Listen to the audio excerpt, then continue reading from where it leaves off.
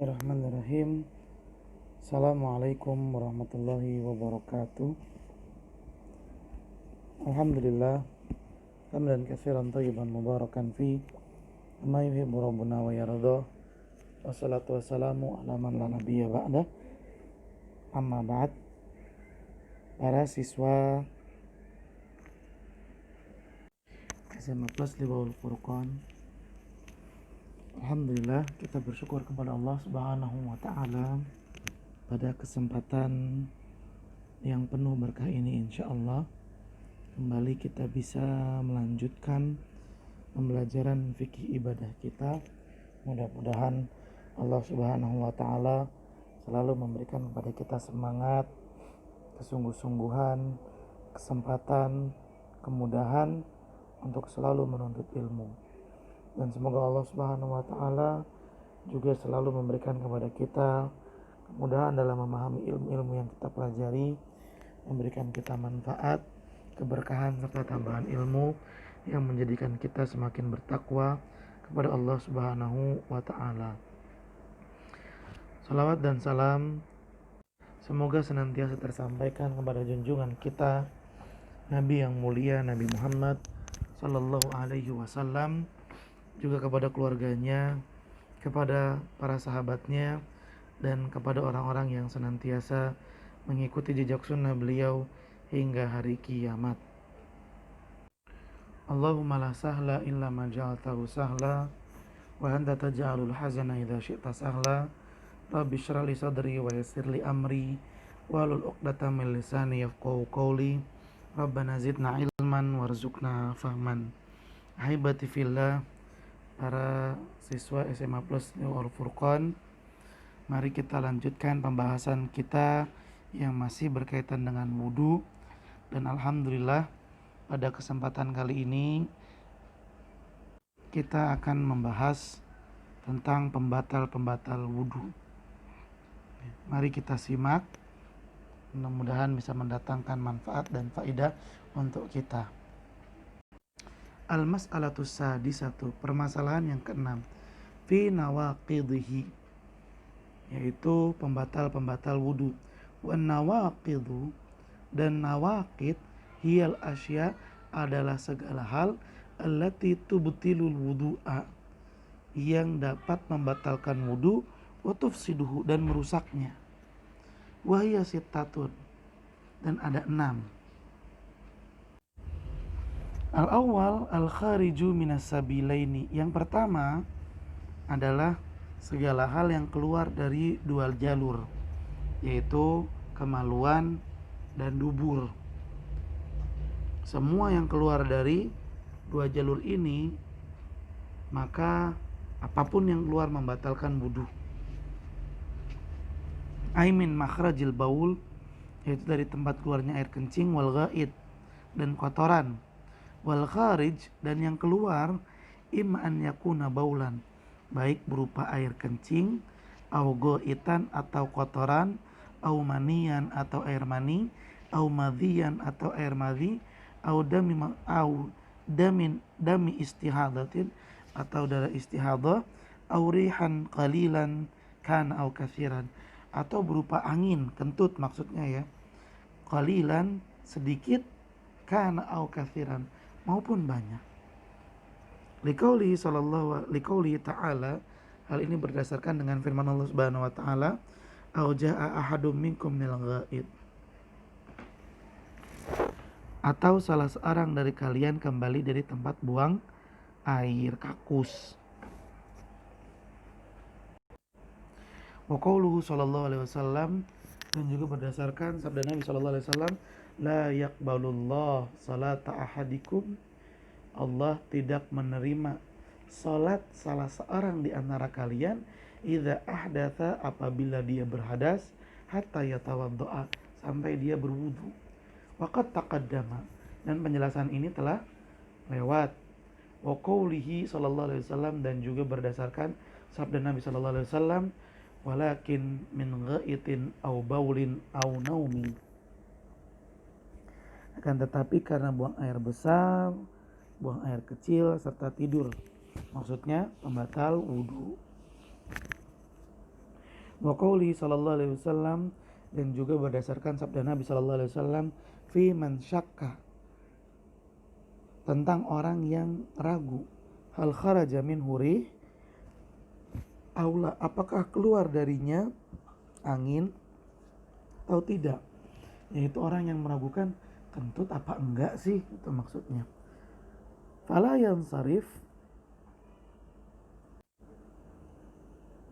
hatta yasma'a sautan au yajida rihan. Kata Nabi SAW, jangan dia membatalkan sholat. Ketika sholat dia ragu-ragu tadi kentut apa enggak sih. Kata Nabi, jangan batalin sholatnya. Atau dengan kata lain, terusin sholatnya sampai dia mendengar suara, yasma'a sautan au yajida rihan, atau dia nyium bau kentutnya. Jadi kalau nggak dengar suara, nggak ada baunya, berarti dia nggak kentut gitu kata Nabi SAW. Sehingga keraguan-raguannya harus ditepis, nggak usah digubris, karena itu hanyalah godaan syaitan.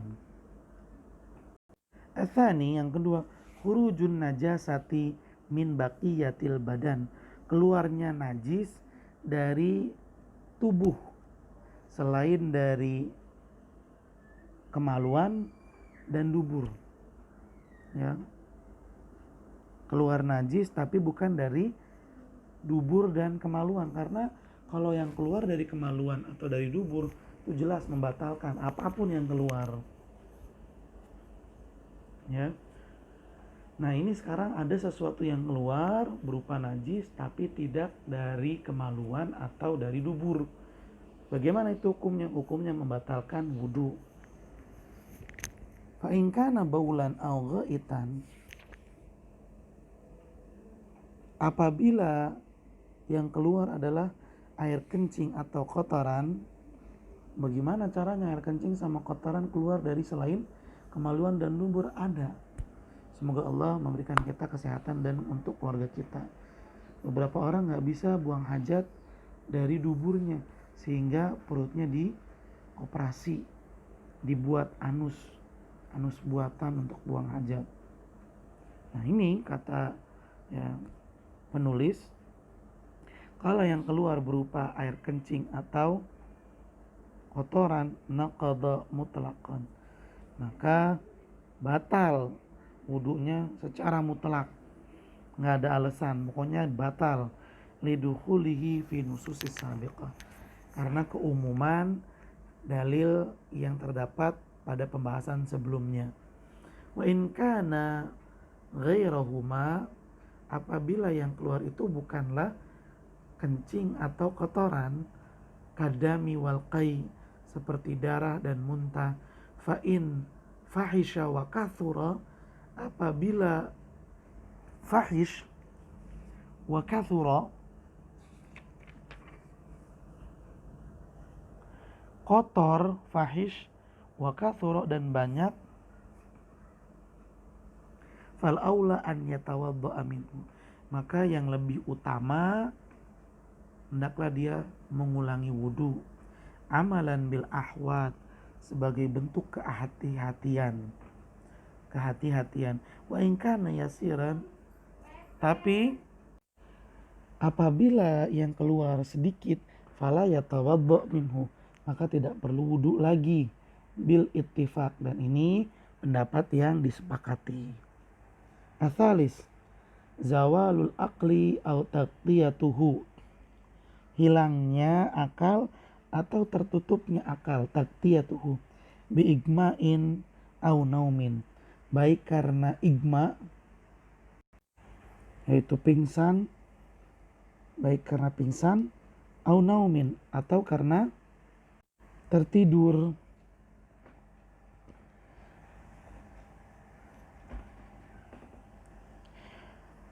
Liqaulihi sallallahu alaihi wasallam, hari ini berdasarkan sabda Nabi sallallahu alaihi wasallam,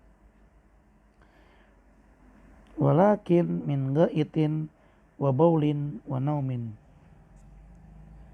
akan tetapi karena buang air besar, buang air kecil, serta tidur.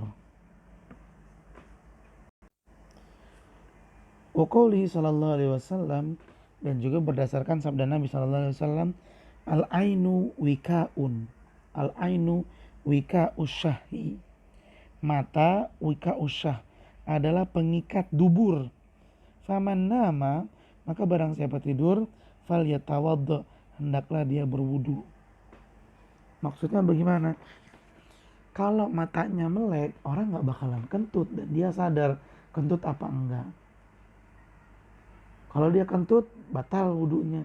Tapi dia bisa menahan kentut, sehingga nggak batal wudunya. Namun kalau dia merem tidur, maka seolah-olah penutupnya lepas. Dan dia nggak sadar dia kentut atau tidak. Maka orang yang tertidur, hendaklah dia berwudu, kata Nabi Shallallahu Alaihi Wasallam. Wa ammal jununu, adapun gila, wal igma, dan pingsan, wasokar, dan mabuk. Adapun gila, pingsan, mabuk, wanahwihi, dan yang sepertinya semisal dengan gila, pingsan atau mabuk, fayan kudu ijma'an, maka sepakat para ulama bahwa hal tersebut membatalkan. Wa naumun naqid, dan tidur yang membatalkan, huwal mustaghrik, yaitu tidur yang nyenyak, alladzi la yabqa ma'ahu, di mana pelakunya idrak ala ayyi hayatin, tidak mengetahui ala hayatin, ala ayyi hayatin, tidak mengetahui sama sekali bagaimana hay'ah, posisi kana naum, tidurnya. Itu tidur yang nyenyak, tidur yang lelap, itu tidur yang orang gak tahu dia itu bagaimana bentuknya. Itu adalah tidur yang membatalkan wudu. Aman naum al yasir, adapun tidur yang ringan, atau kata orang tidur ayam, fa innahu la yanqudul wudu, maka tidur yang ringan ini adalah tidur yang tidak membatalkan wudu, ya, kayak ayam yang lagi matok-matok, nunduk, tar bangun sadar, kalau ditepuk dia bangun. Itu tidur yang tidak membatalkan wudu. Li'anna sahabat radhiyallahu anhum, karena para sahabat radhiyallahu anhum, kana yusibuhumun nu'as, dahulu mereka mengalami ngantuk nu'as. Wahum fintizori salat, ketika mereka sedang menunggu salat berjamaah. Wayakumuna yusalluna, dan ketika qomat mereka langsung berdiri dan langsung ikut salat. Wala yatawadduun, dan mereka tidak berwudu lagi. Tayyib. Jadi di poin ketiga ini ada 4 hal, ya. Ada 4 keadaan: tidur, pingsan, mabuk, gila. 4-empatnya ini membatalkan wudu. Hanya saja pada keadaan tidur ini ada rincian lagi. Apa itu? Kalau tidurnya tidur ayam, ya, orang setengah tidur setengah sadar, maka itu tidak membatalkan wudu.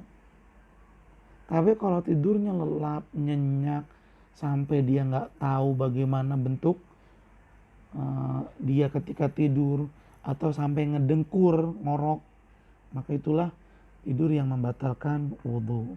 Tayyib. Arabi, kemudian yang keempat, masu farjil adami bila hail, menyentuh kemaluan manusia, maksudnya menyentuh kemaluan sendiri. Bila hail, tanpa pembatas, langsung menyentuh. Li hadis, hal ini berdasarkan hadis Busrah binti Safwan radhiyallahu anha, anna Nabi, sesungguhnya Nabi SAW qala, bersabda, man massa, siapa yang menyentuh farjahu, kemaluannya, falyatawaddo, hendaklah dia berwudu. Tapi saya nggak kencing, saya cuma nyentuhnya doang, tetap wudu lagi.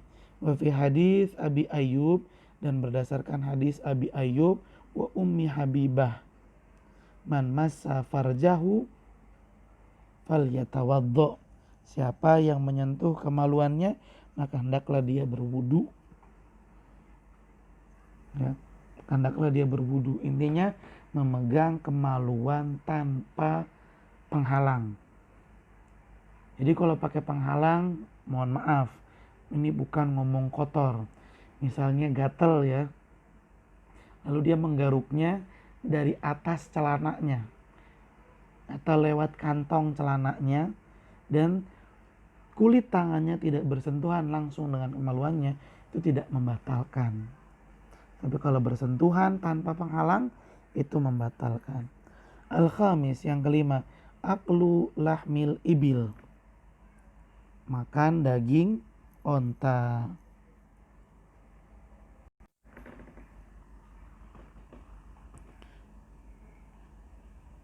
Li hadis Jabir bin, berdasarkan hadis Jabir bin Samurah,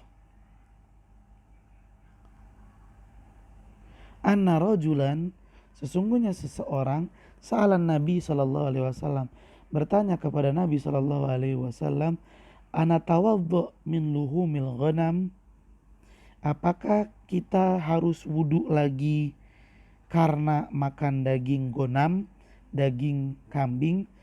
Qala, Nabi sallallahu alaihi wasallam bersabda, in syi'ta fatawaddu, bila kamu mau silahkan, wa in syi'ta la tatawaddu, kalau kamu gak mau wudu lagi ya gak usah.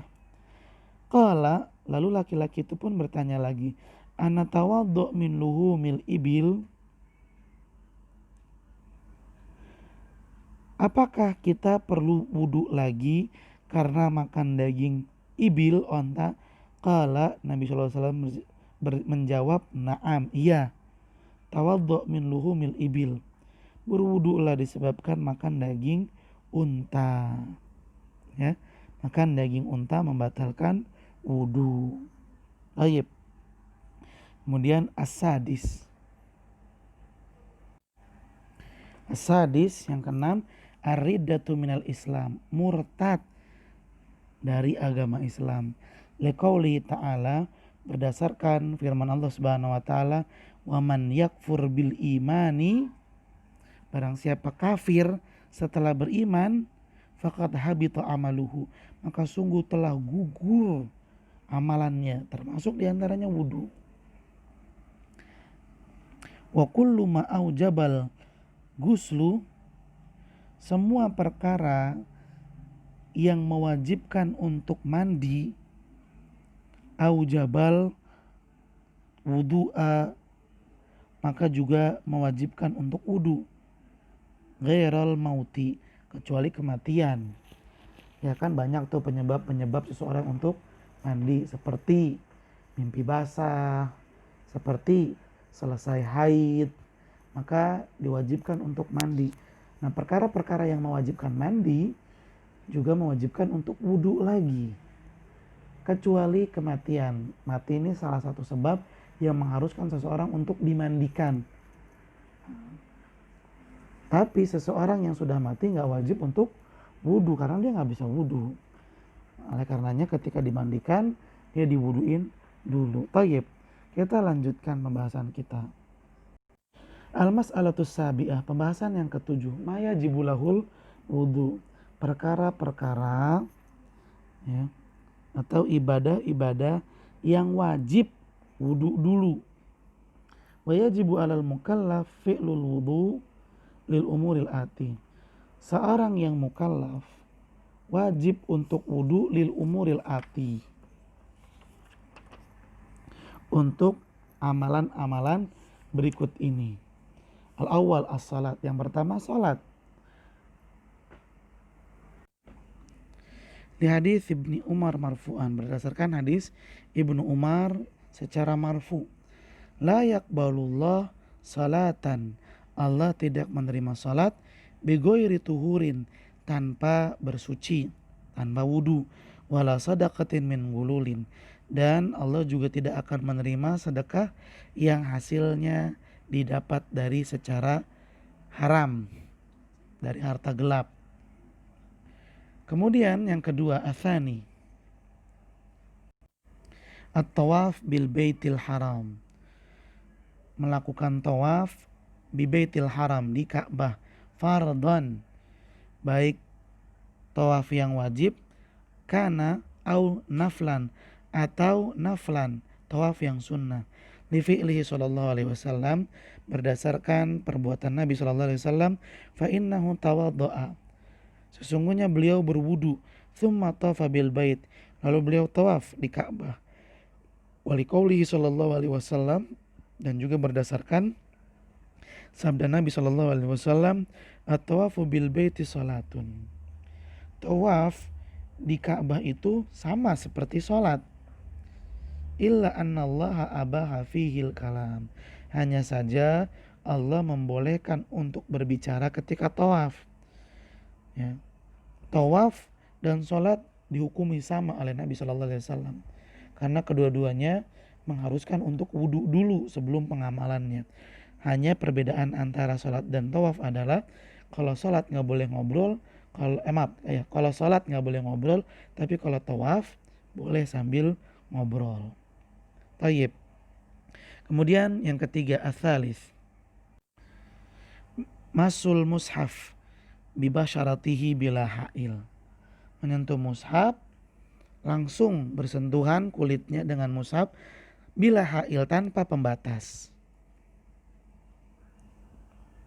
Liqauli ta'ala, hal ini berdasarkan firman Allah Subhanahu wa taala, la yamassuhu illal mutahharun, tidak boleh menyentuh Al-Qur'an kecuali hamba-hamba, orang-orang yang disucikan.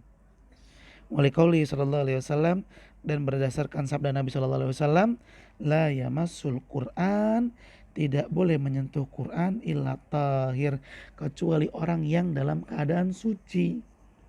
Baik. Al-mas'alatus tsaminah. Kemudian kita masuk ke pembahasan yang ke-6. 8 maksudnya. Al-mas'alatus tsaminah, pembahasan yang ke-8. Dan ini pembahasan yang terakhir dalam bab al-wudu. Ma yustahabbu lahul wudu. Ibadah-ibadah, amalan-amalan yang disunahkan untuk wudu dulu. Yustahabbul wudu, disunahkan untuk berwudu, wa yundabu fil ahwalit taliyah, dan dianjurkan dalam perkara amalan dan ibadah berikut ini. Al-awwal inda dzikrillah. Yang pertama yaitu ketika berzikir kepada Allah, wa qiraatil Qur'an, dan baca Qur'an. Karena membaca Al-Qur'an juga termasuk dari zikir yang paling utama. Ketika kita berzikir, hendaklah kita dalam keadaan suci. Ya, karena zikir termasuk ibadah. Dan ketika beribadah, Islam sangat menyarankan kita untuk dalam keadaan yang paling baik. Baik. Kemudian atsani, yang kedua, inda yustahabbul wudu'u lil junubi, inda kulli salatin. Yang kedua, inda kulli salatin, setiap pengen sholat, limuadzabatihi sallallahu alaihi wasallam ala dzalik, karena Nabi sallallahu alaihi wasallam muadzabatihi, senantiasa melakukannya, kama fi hadits Anas radhiyallahu anhu, berdasarkan hadis yang diriwayatkan oleh Anas radhiyallahu anhu, qala, beliau berkata, kana Nabi sallallahu alaihi wasallam, dahulu Nabi sallallahu alaihi wasallam, yatawaddo inda kulli salatin, beliau berwudu setiap kali hendak salat, walaupun belum batal wudunya. Ketika maghrib dengan isya yang waktunya pendek, dia berwudu di waktu salat maghrib. Lalu dia menanti waktu salat isya. Ketika masuk dan hendak melaksanakan salat isya, dia ini belum batal sama sekali. Nah, di situ dia disunahkan untuk mengulang wudunya walaupun nggak batal. mengulangi wudhu setiap kali mau sholat adalah sunnah Nabi Shallallahu Alaihi Wasallam. Taib. Dan karena wudhu banyak sekali manfaatnya, maka hendaklah dilakukan ketika ada sebab-sebabnya.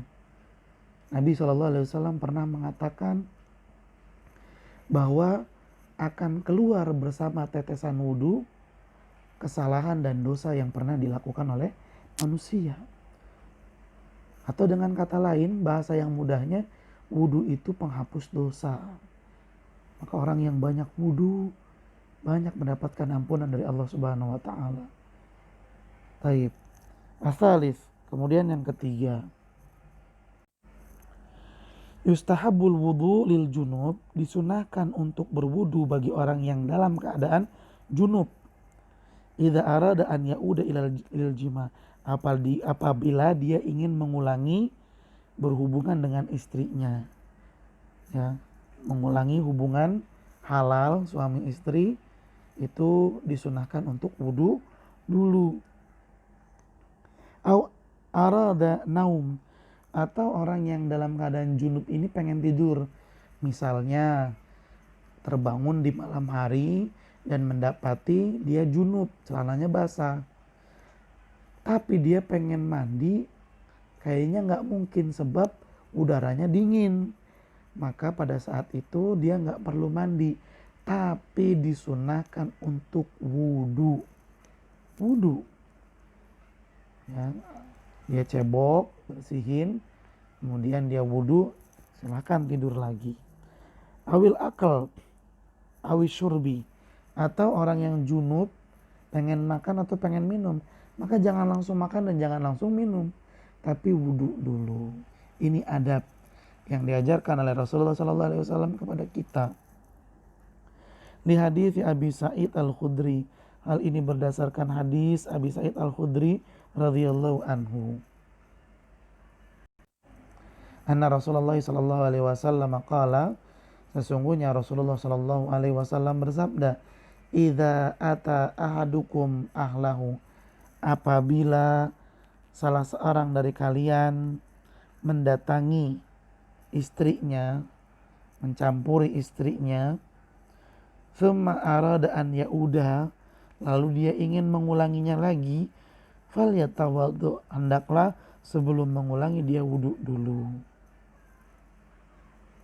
Wali hadis Aisyah radhiyallahu anha, dan juga berdasarkan hadis Aisyah radhiyallahu anha, anna Rasulullah sallallahu alaihi wasallam, sesungguhnya Rasulullah sallallahu alaihi wasallam kana dulu idza arada an yanama, kalau beliau pengen tidur, wa huwa junubun, sedangkan beliau dalam keadaan junub, tawaddaa wudu'ahu lis-salat, beliau wudu dulu, wudu seperti wudu untuk salat, qabla an yanam, sebelum beliau tidur. Wa fi riwayatin laha, dan dalam riwayat lain, fa arada an ya'kula aw yanama, Nabi SAW pengen makan atau pengen tidur, lalu beliau dalam keadaan junub, maka beliau wudu dulu. Arabi, al-wudu qablal gusli, wudu sebelum mandi. Di hadis Aisyah radhiyallahu anha qalat, berdasarkan hadis Aisyah radhiyallahu anha, beliau bersabda, kana Rasulullah sallallahu alaihi wasallam, dahulu Rasulullah sallallahu alaihi wasallam, idza tasala minal janabah, apabila beliau mandi junub, ya, apabila beliau mandi junub, yabda'u, beliau akan memulai mandinya, fayaghsilu yadayhi, dengan mencuci kedua tangannya, thumma yufrig, kemudian beliau menuangkan biyaminihi, menuangkan air dengan tangan kanan beliau, ala shimalihi, ke tangan kirinya, fayaghsilu farjahu, lalu beliau mencuci kemaluannya, maksudnya cebok, thumma yatawaddo wudu'ahu lis-salat, lalu beliau pun berwudu seperti wudu untuk sholat. Sebelum mandi junub, hal yang dilakukan oleh Nabi SAW, yang pertama cuci tangan, kedua cebok, membersihkan kemaluan, ketiga wudu, baru keempatnya mandi. Taib. Al-khamis, kemudian yang terakhir yang kelima. Inda naum, ketika mau tidur, baik dalam keadaan junub atau tidak. Di haditsil Barra bin Azib radhiyallahu anhu. Berdasarkan hadis Barra bin Azib radhiyallahu anhu, qala, beliau berkata, qala Nabi sallallahu alaihi wasallam, Nabi sallallahu alaihi wasallam bersabda, "Idza ataita matja'aka, jika kamu mendatangi tempat tidurmu, fatawaddo, hendaklah kamu wudu dulu. Wudu akalis salat, hendaklah kamu wudu dulu, wudu seperti wudu untuk salat. Sumat taji ala syakiki al-aiman, lalu berbaringlah miring pada badanmu yang kanan, pada posisi badanmu yang kanan." Taib, ahibati fillah, para siswa SMA Plus Wal Furqan, alhamdulillah dengan demikian selesai sudah pembahasan kita tentang wudhu. Mudah-mudahan pembahasan ini bisa meningkatkan kualitas wudhu kita semakin baik dan mendorong kita untuk semangat senantiasa berwudu. Ingat, wudu ini artinya adalah menjaga kesucian. Orang yang selalu menjaga kesuciannya akan dicintai oleh Allah Subhanahu wa taala, sebagaimana Allah Subhanahu wa taala menyatakan di dalam Al-Qur'an, sesungguhnya Allah mencintai orang-orang yang menjaga kesuciannya. Maka hendaklah kita berwudu dan menjaga wudu kita. Kalau batal, sebisa mungkin wudu lagi. Batal, sebisa mungkin wudu lagi. Agar ketika kita beribadah, nilainya bisa double. Ya, baca Quran, wudu dulu. Walaupun baca Qurannya mungkin tidak memegang Quran, tapi lewat hafalan. Ketika zikir, wudu dulu. Masya Allah akan mendatangkan manfaat serta kebaikan yang akan berlimpah-limpah. Silahkan dicatat hal-hal yang penting dan ditanyakan melalui WhatsApp hal-hal yang belum atau kurang dipahami. Dan juga tolong diselesaikan tugas yang diberikan di Google Classroom. Terima kasih banyak atas perhatiannya. Mohon maaf apabila ada kekurangan dan kesalahan. Mari kita tutup dengan membaca doa kafaratul majlis. Subhanakallahumma wa bihamdika, asyhadu an la ilaha illa anta, astaghfiruka wa atubu ilaik. Billahi taufiq wal hidayah. Assalamualaikum warahmatullahi wabarakatuh.